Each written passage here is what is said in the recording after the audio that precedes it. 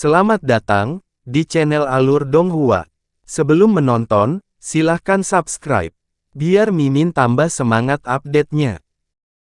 Setelah mendaftar di Penatua di Aken Pulling Hall, Han Li membawa Meng Yunhui dan yang lainnya ke Hall of Revel terdekat dan kemudian datang ke Crimson Afterglow Peak di mana kediaman guanya berada.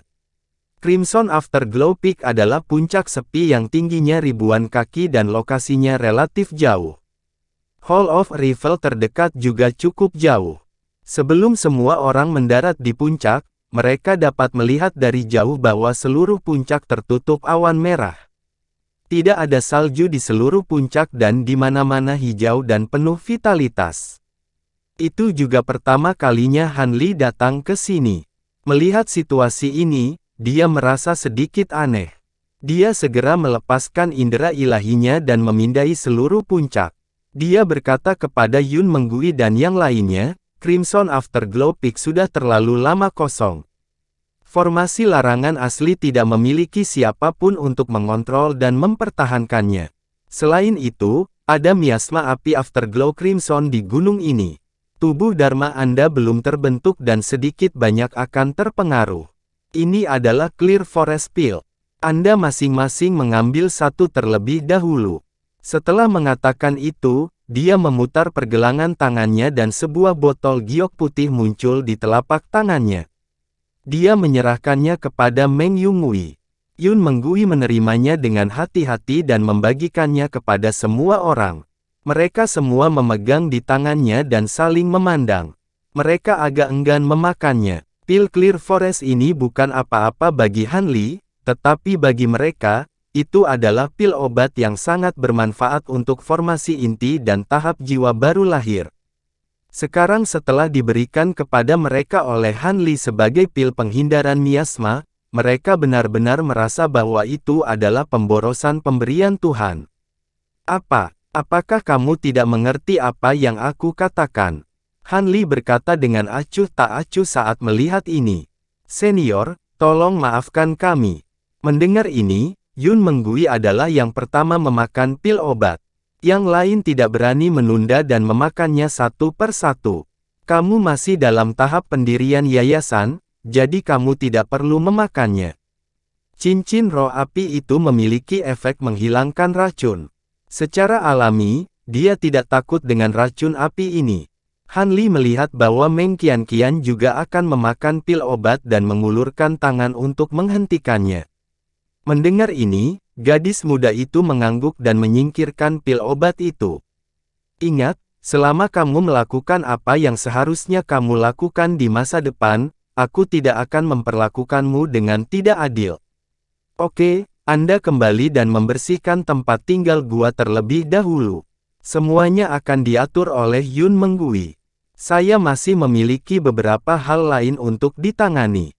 Melihat ini, perintah Han Li dipahami. Setelah semua orang menanggapi secara serempak, mereka terbang bersama dan mendarat di Crimson Afterglow Peak. Han Li terbang kembali ke aula kedatangan sendirian saat melihat ini. The Beast Garden adalah tempat di sekte Tao Naga Api yang berspesialisasi dalam membesarkan dan menjinakkan binatang iblis. Itu menempati area yang sangat luas, dengan lembah tempat Beast Taming Hall berada sebagai pusatnya. Area dalam radius ratusan ribu mil berada di bawah yurisdiksinya. Daerah ini memiliki lingkungan yang berbeda. Ada gunung yang menjulang tinggi dan pegunungan terjal, kolam raksasa di hutan, lahan basah dan rawa. Tentu saja medan khusus ini tidak terbentuk secara alami. Kebanyakan dari mereka secara khusus dimodifikasi oleh jalur Tao Naga Api. Mereka semua tertutup rapat dan diisolasi ke area dengan ukuran berbeda oleh lingkaran sihir yang membatasi. Bahkan di siang hari, seseorang dapat dengan jelas melihat cahaya warna-warni dari lingkaran sihir yang membatasi. Setiap daerah memiliki jumlah binatang spiritual yang berbeda. Ada kultivator yang berspesialisasi dalam menjinakkan binatang iblis yang bertanggung jawab atas taman binatang. Binatang spiritual yang dibesarkan oleh sekte ini pada dasarnya memiliki beberapa kemampuan aneh. Mereka dapat digunakan sebagai alat transportasi, menjaga pintu, dan beberapa makhluk spiritual dengan kekuatan magis khusus bahkan dapat digunakan untuk melacak musuh, menjelajahi tempat-tempat berbahaya, dan bahkan membantu bertahan melawan musuh. Justru karena inilah banyak murid di sekte akan menyewa satu ketika pergi keluar untuk melakukan tugas, tetapi hanya beberapa murid sejati atau tetua batin yang memenuhi syarat untuk mempertahankannya untuk waktu yang lama. Di dekat lembah tempat Bistaming Hall berada, ada Rival Hall. Saat ini, ada banyak orang yang masuk dan keluar, dan sepertinya cukup ramai.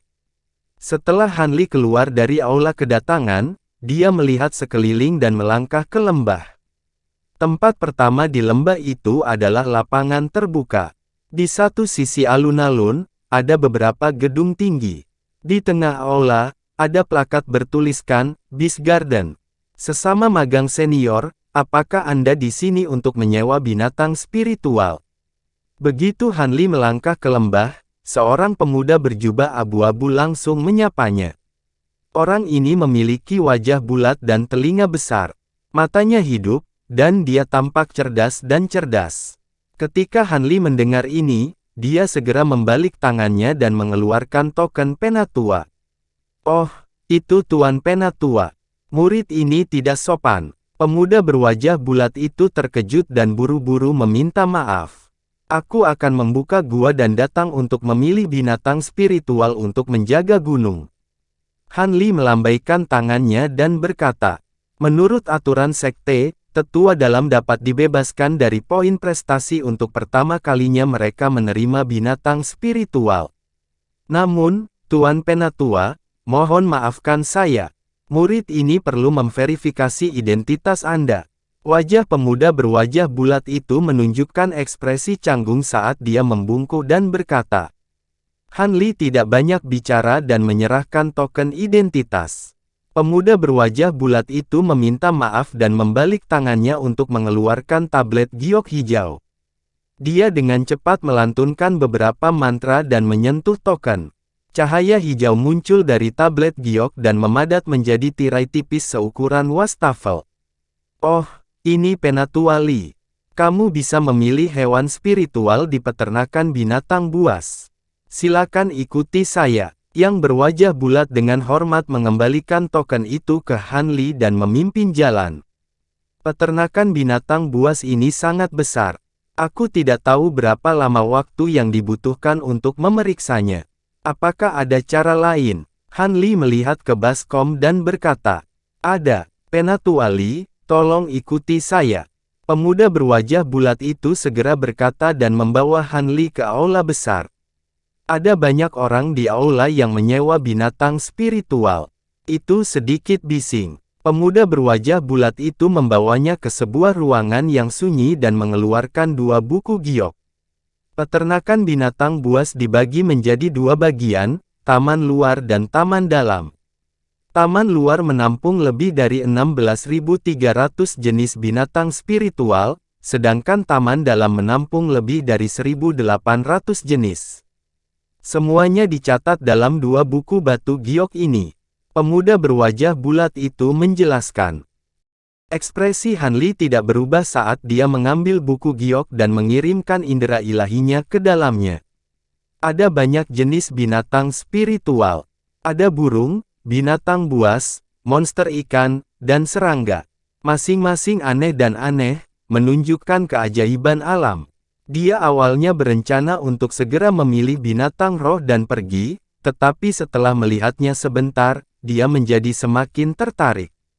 Sama seperti itu, dia melihat-lihat binatang buas selama setengah hari dan melihat hampir semua binatang roh di taman penjinak binatang.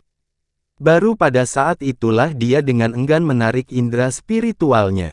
Pemuda berwajah bulat itu masih di sisinya. Dia tidak menunjukkan sedikit pun ketidaksabaran.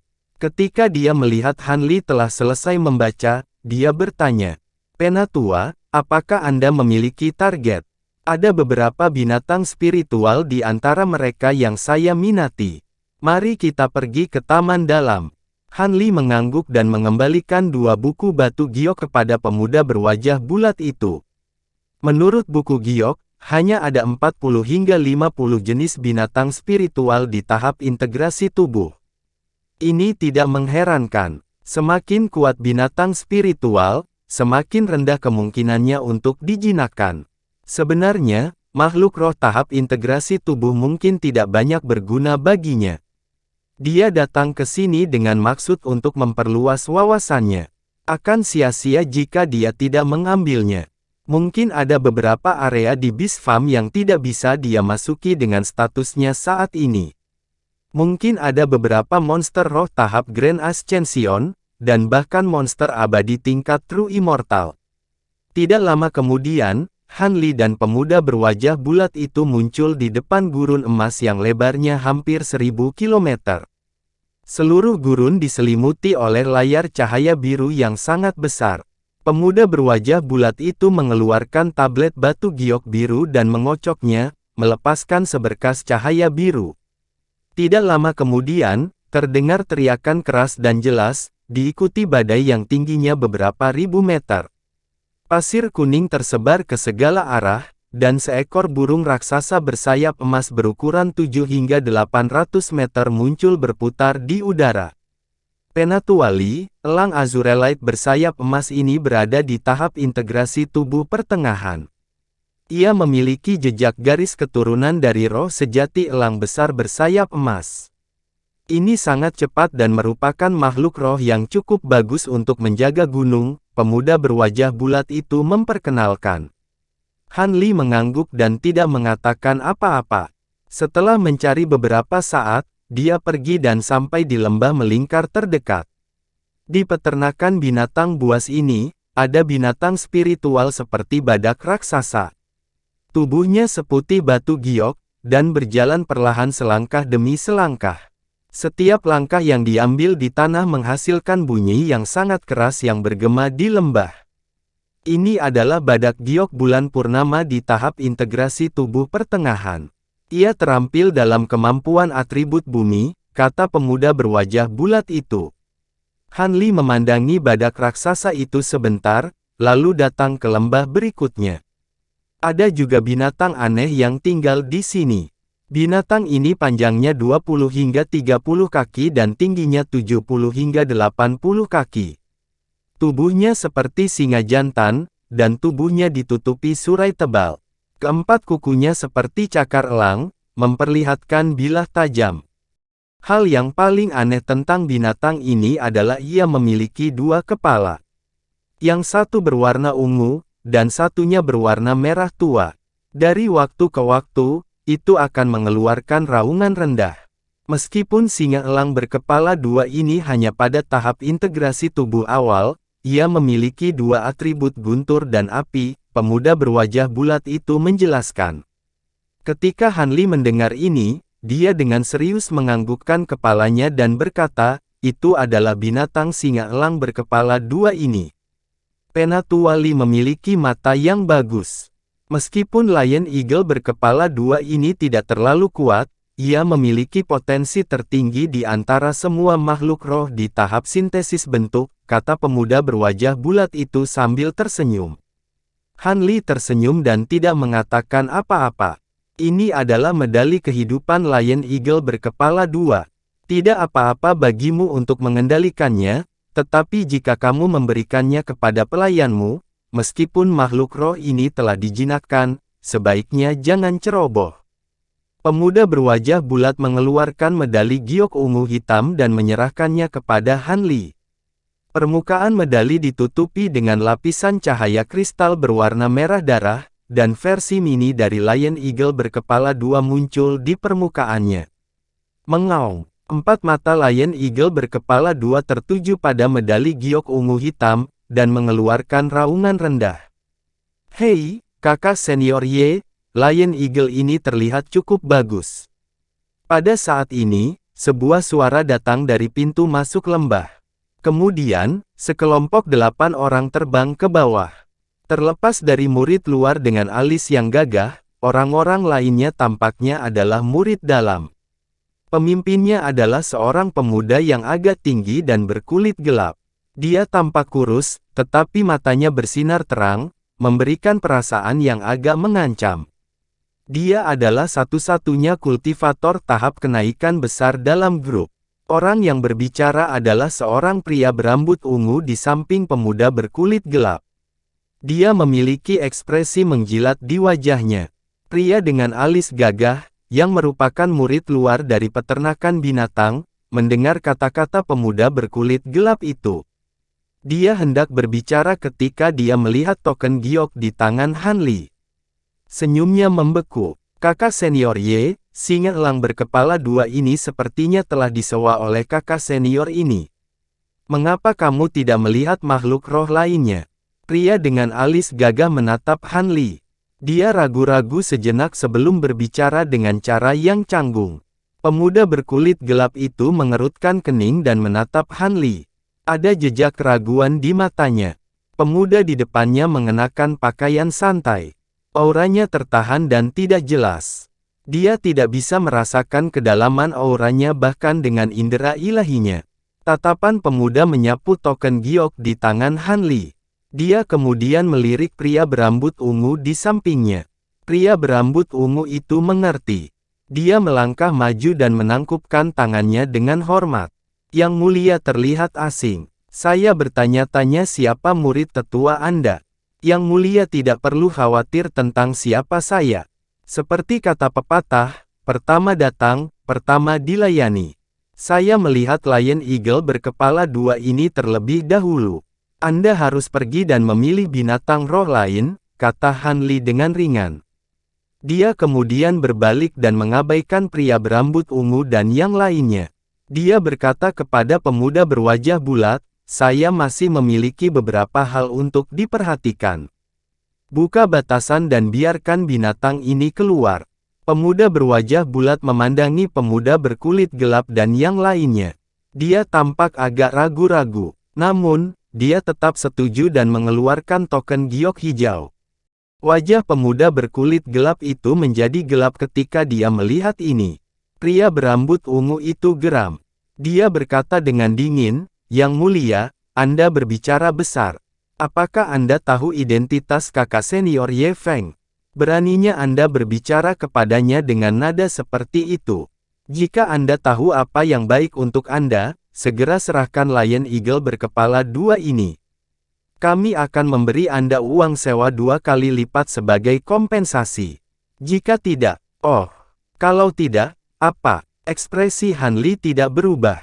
Cahaya terang muncul di matanya, dan aura yang tak terlukiskan menyebar dari tubuhnya, memaksa pria berambut ungu itu menelan kata-katanya. Untuk menghindari menarik perhatian, dia menyembunyikan auranya. Lagi pula, True Immortal yang baru muncul agak menarik perhatian. Namun, dari kelihatannya sekarang, menyembunyikan dirinya mungkin bukan hal yang baik. Kadang-kadang, bahkan mungkin menarik beberapa masalah yang tidak perlu.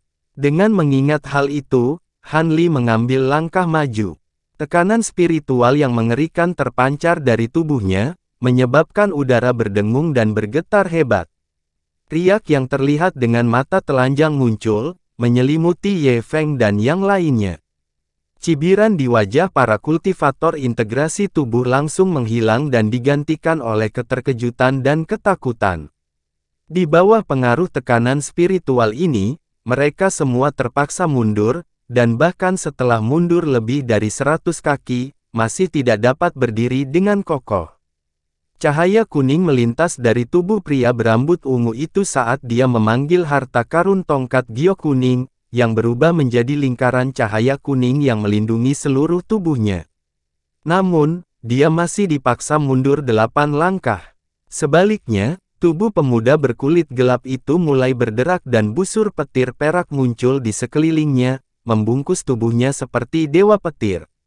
Dia mampu menahan tekanan spiritual Han Li yang sangat besar dan tidak dipaksa mundur, tetapi wajahnya sedikit memucat. Ledakan tekanan spiritual yang sangat besar ini tidak memengaruhi siapapun selain pemuda berkulit gelap dan yang lainnya. Sebagai binatang iblis, singa elang berkepala dua sangat sensitif terhadap aura, dan dapat dengan jelas merasakan aura menakutkan yang dilepaskan oleh Han Li. Sedikit kekaguman dan pemujaan muncul di matanya, dan tubuh besarnya jatuh ke tanah saat bergetar tak terkendali. Tepat pada saat ini, hati Han Li goyah, dan sedikit kegembiraan melintas di matanya saat dia menoleh ke pemuda berkulit gelap. Meski sangat redup, orang ini sebenarnya membawa jejak aura Taoist Xie. Han Li menarik napas dalam-dalam, dan ekspresinya langsung kembali normal. Tekanan spiritual yang sangat besar juga menghilang. Dewa sejati, para kultivator tahap integrasi tubuh akhirnya berhasil berdiri. Tubuh mereka masih gemetar, dan matanya dipenuhi ketakutan. Dahi pria berambut ungu itu dipenuhi keringat, dan hatinya dipenuhi penyesalan. Biasanya, dia mengandalkan Ye Feng untuk mengintimidasi orang lain, tapi hari ini benar-benar hari yang sial. Dia tiba-tiba memprovokasi dewa sempurna. Petir perak di sekitar pemuda berkulit gelap menghilang, dan ekspresinya tidak pasti saat dia berdiri di sana dalam diam. Meskipun kekuatannya tidak buruk, dia tahu bahwa dia jauh dari dewa sempurna. Untuk sesaat, itu sangat sunyi bahkan pin drop pun bisa terdengar. Siapa dia? Kenapa dia begitu sombong? Han Li menatap pemuda berwajah bulat dan bertanya dengan tenang. Penatua Li, ini Ye Feng, murid Penatua Mo Xie dari Istana Asal Abadi. Dia telah berkultivasi ke puncak tahap kenaikan agung. Dikatakan bahwa dia berencana untuk melampaui kesengsaraannya dan menjadi dewa dalam beberapa tahun terakhir. Dia adalah sosok yang berpengaruh di antara para murid dalam, kata pemuda berwajah bulat itu dengan suara rendah. Jadi dia adalah murid batin. Tidak heran dia begitu sombong. Izinkan saya bertanya, apakah Anda menginginkan Lion Eagle berkepala dua ini? Han Li tersenyum dan berkata tanpa peduli di dunia. Karena Lion Eagle berkepala dua ini pertama kali dipilih oleh Penatua Li, secara alami itu adalah milikmu. Saya impulsif dan kasar sebelumnya. Saya harap Penatua akan memaafkan saya. Ye Feng sudah memasang wajah tersenyum saat dia menangkupkan tangannya untuk memberi hormat. Kamu memupuk kemampuan petir, dan Lion Eagle berkepala dua ini memiliki garis keturunan petir yang kuat. Tidak heran kamu menginginkannya. Meskipun saya seorang Penatua, saya bukan seseorang yang menggertak yang lemah. Bagaimana dengan ini? Saya akan berdiri di sini tanpa bergerak, dan saya tidak akan menggunakan harta sihir apapun. Jika Anda dapat memaksa saya untuk pindah, saya akan membiarkan Anda memiliki Lion Eagle berkepala dua ini. Bagaimana? Han Li berkata sambil tersenyum. Ye Feng terkejut dan menatap Han Li dengan heran. Dia tidak mengerti mengapa Han Li tiba-tiba mengungkapkan niat baiknya. Tetapi pada saat berikutnya, dia tiba-tiba menyadari. Orang di depannya ini pasti mendengar pemuda berwajah bulat itu menyebutkan bahwa dia adalah murid tetua Mo Xie. Penatua Mo Xie memiliki reputasi besar di antara para tetua sekte dalam. Kekuatannya telah mencapai tahap akhir dari alam abadi sejati dan dia bertanggung jawab atas istana asal abadi. Karena orang ini adalah Penatua Diaken, kemungkinan besar dia adalah seorang abadi lepas yang baru saja bergabung dengan sekte tersebut. Hati Ye Feng menjadi tenang dan dia mengungkapkan senyum hangat. Dia menangkupkan tangannya ke arah Han Li dan berkata, karena Penatua Li memiliki niat baik, saya akan berani menyinggung Anda. Dia tidak berani mengatakan apa-apa lagi, tapi dia benar-benar yakin dengan kekuatan serangannya. Jadi bagaimana jika lawannya adalah True Immortal? Ketika yang lain mendengar percakapan antara keduanya, mereka semua mundur, meninggalkan ruang terbuka yang luas. Han Li melambaikan lengan bajunya dan puluhan lampu kuning terbang keluar. Mereka mendarat di daerah sekitarnya dan membuka tirai cahaya kuning tembus cahaya yang menyelimuti mereka berdua. Mata Ye Feng berkilat saat dia melihat pemandangan ini. Dia tiba-tiba mengeluarkan peluit panjang dan tangannya membentuk tanda. Baut petir perak tebal muncul di tubuhnya, mengeluarkan raungan guntur yang memekakkan telinga. Saat berikutnya, dia membuka mulutnya dan manik perak seukuran ibu jari terbang keluar. Itu kecil dan indah, tetapi memancarkan kekuatan spiritual yang menakutkan. Permukaannya samar-samar tertutup petir saat melayang di atas kepalanya. Saat dia mengangkat tangannya, petir perak di tubuhnya berkumpul menuju manik perak. Setelah serangkaian revolusi gila, itu diringkas menjadi bola guntur perak besar yang berukuran ratusan meter. Bola guntur ini sangat besar dan permukaannya menyilaukan dengan kilat perak. Itu seperti matahari kilat perak yang memancarkan tekanan yang mengerikan. Meski dipisahkan oleh tirai cahaya kuning, pria berambut ungu dan yang lainnya masih terpengaruh oleh tekanan mengerikan yang dipancarkan oleh bola guntur. Mereka mundur beberapa langkah dan matanya dipenuhi dengan keheranan. Bahkan Lion Eagle berkepala dua, yang dipisahkan oleh dua lapisan penghalang, mengeluarkan raungan kegelisahan yang rendah. Han Li memandang bola guntur perak dengan ekspresi tenang. Namun, hatinya tergerak. Dia tidak melakukan gerakan apapun, tetapi busur petir perak tebal yang tak terhitung jumlahnya tiba-tiba muncul di tubuhnya. Meskipun mereka tidak seterang busur petir perak di tubuh Ye Feng, mereka sangat gesit. Mereka seperti ular yang tak terhitung jumlahnya yang merayap ke atas dan ke bawah. Kemudian, cahaya ungu melintas di tubuh Han Li. Busur petir ungu yang tak terhitung jumlahnya muncul dan memancarkan aura liar dan kejam. Busur petir perak dan ungu memancarkan aura yang sangat berbeda. Jelas itu adalah dua jenis petir yang berbeda. Namun, mereka terjalin dengan sangat lancar dan samar-samar tampak melebur menjadi satu. Lingkaran petir perak dan ungu terpancar dari tubuh Han Li dan beriak ke segala arah. Momentumnya tidak lemah sama sekali. Wajah Ye Feng berubah saat melihat ini. Dia tidak menyangka Han Li juga mahir dalam kekuatan petir.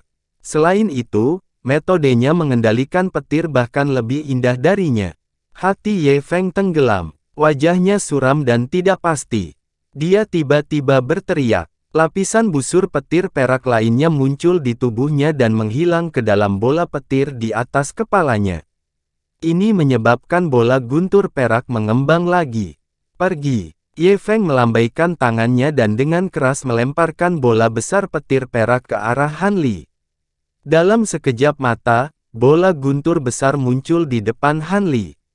Itu hancur seperti meteorit. Gelombang tak terlihat pecah.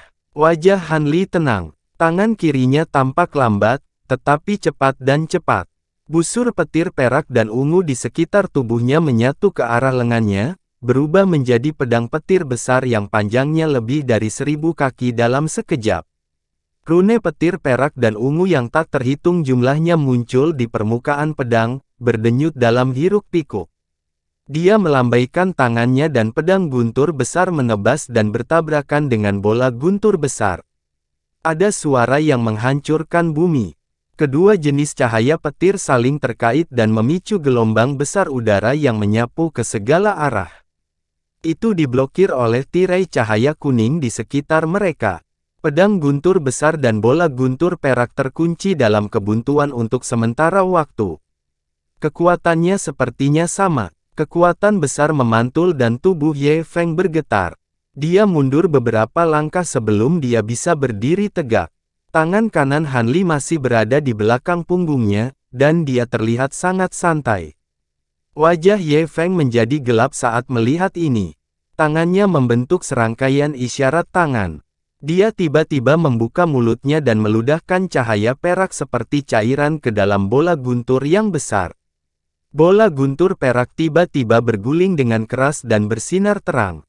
Lebih dari selusin rune petir perak besar terbang keluar darinya. Setiap rune petir seukuran batu kilangan dan memancarkan kekuatan hukum. Begitu terbang keluar, itu mengenai pedang guntur seperti meteor. Baang, baang, setiap rune mengenai pedang petir, menyebabkannya bergetar hebat, dan pancaran di permukaannya sedikit menyebar.